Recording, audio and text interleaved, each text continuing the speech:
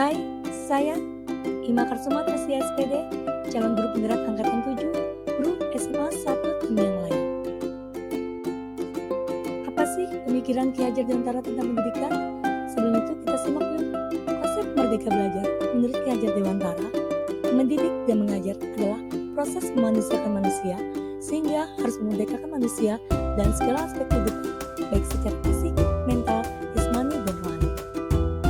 Pemikiran Ki Hajar Dewantara, bangsa ini perlu mewarisi buah pemikiran Ki Hajar Dewantara. Pemikiran Ki Hajar Dewantara tentang pendidikan sesuai dengan kondisi masyarakat Indonesia. Bahkan pemikiran-pemikirannya masih relevan hingga saat ini. Ki Hajar Dewantara pernah berkata, benar adanya yang kita harus bisa. Bangga atas apa yang kita punya. Tidak usah meniru milik orang lain. Milik orang lain belum tentu pas dan cocok untuk kita. Tetapi kita harus belajar untuk memaksimalkan apa yang kita punya.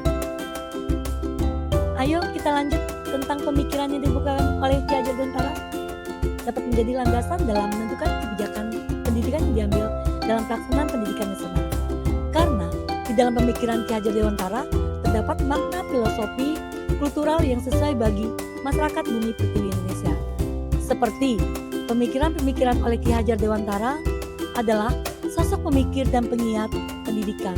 Ia juga dijuluki sebagai Bapak Pendidikan Nasional yang hari kelahirannya diperingati sebagai Hari Pendidikan Nasional, yakni setiap tanggal 2 Mei pada mulanya.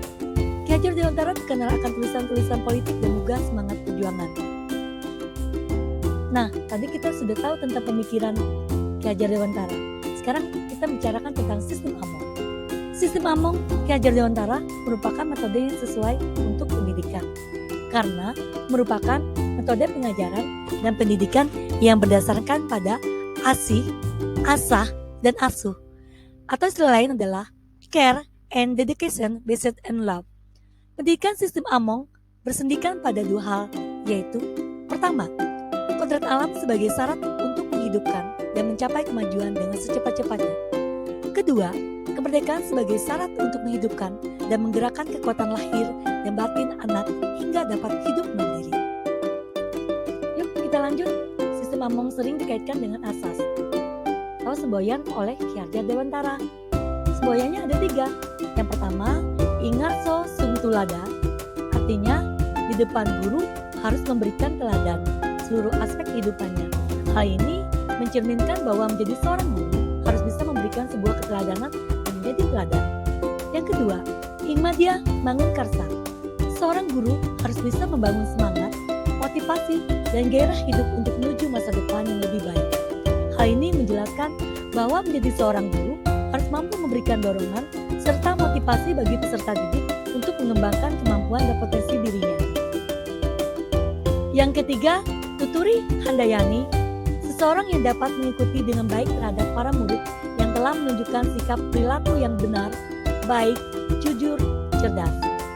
Asas ini telah banyak dikenal oleh masyarakat daripada sistem Among sendiri, karena banyak dari anggota masyarakat yang belum memahaminya. Sistem Among berasal dari bahasa Jawa, yaitu mong atau momong, yang artinya mengasuh anak.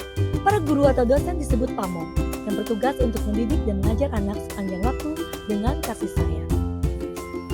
Filosofi pemikiran Ki Hajar Dewantara dalam pengembangan budi pekerti atau olah cipta, olah karya, olah karsa, dan olahraga yang terpadu menjadi satu kesatuan hasil. Hasil positif yang sesuai dengan pemikiran Ki Hajar Dewantara yaitu pertama, prinsip kepemimpinan sebagai seorang guru. Kedua, sistem pendidikan yang dilakukan yaitu menggunakan sistem Among atau Among Method. Artinya, guru itu menjaga, membina, dan mendidik anak kasih sayang. Ketiga, di pusat pendidikan yaitu mewarnai peserta didik adalah keluarga, sekolah, dan masyarakat. Keempat, asas-asas dalam pendidikan ada 5, yaitu asas kemerdekaan, asas kodrat alam, asas kebudayaan, asas kebangsaan, dan asas kemanusiaan.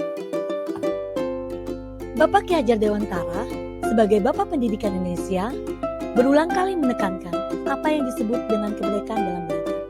Dari berbagai literatur, gagasan ini boleh jadi bermula karena pria bernama Suwardi Suryadiningrat itu menolak betul praktik pendidikan yang mengandalkan kekerasan dan berjuang menyebarkan konsep pendidikan ala taman siswa. Jadi, Ki Hajar Dewantara ingin ada 3 yang dilakukan oleh seorang guru. Yang pertama, mewujudkan pembelajaran yang menyenangkan bagi siswa sehingga materi mereka pelajari menjadi lebih bermakna. Nah, kalian lihat di sini ada kerja kelompok, presentasi kelompok, dan diskusi.